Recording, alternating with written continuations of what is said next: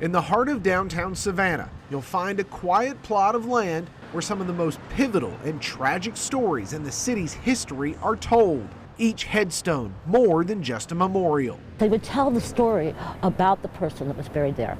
One of the stories told here features an abrupt end to a young life, a reminder of a violent tradition in the city's long history. James Wilde was only 22 years old when he was tragically killed in a duel by somebody he considered one of his very best friends, Captain Roswell Johnson.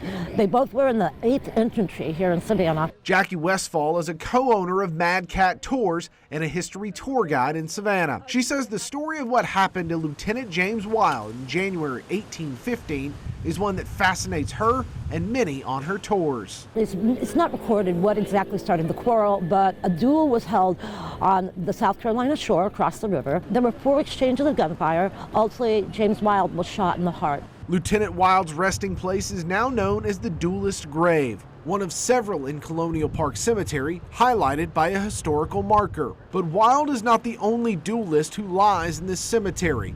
Far from it. Just a few yards away, you'll find the memorials for Button Gwinnett and Lachlan McIntosh. Gwinnett signed the Declaration of Independence and was Georgia's governor during the Revolutionary War, while McIntosh was a prominent military man. Their ambitions caused a rivalry that would boil over into the most famous duel in Savannah history. Button Gwinnett actually arrested Lachlan McIntosh's brother and charged him with treason. Turned out he was innocent of this charge, but that enraged Lachlan, and he called Button Gwinnett a lying rascal and a scoundrel. And of course, a duel then ensued. Both men were shot during the duel and survived. However, Gwinnett died days later from the wound and infection. McIntosh was tried and acquitted. Now both men are remembered in Colonial Park Cemetery with memorials a couple dozen yards away from each other. While Gwinnett and McIntosh were bitter rivals, that was not the story of James Wilde's fatal duel.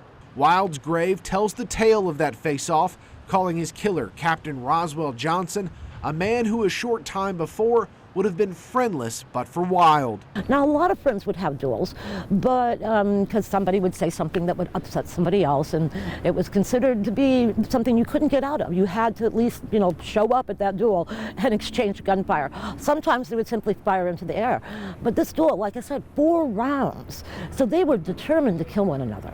So it makes me fascinated because I want to know what on earth started that duel that caused so much animosity.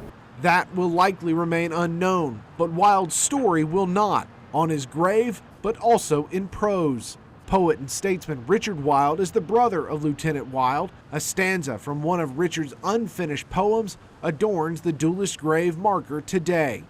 My life is like a summer rose that opens to the morning sky, but ere the shades of evening close, is scattered on the ground to die.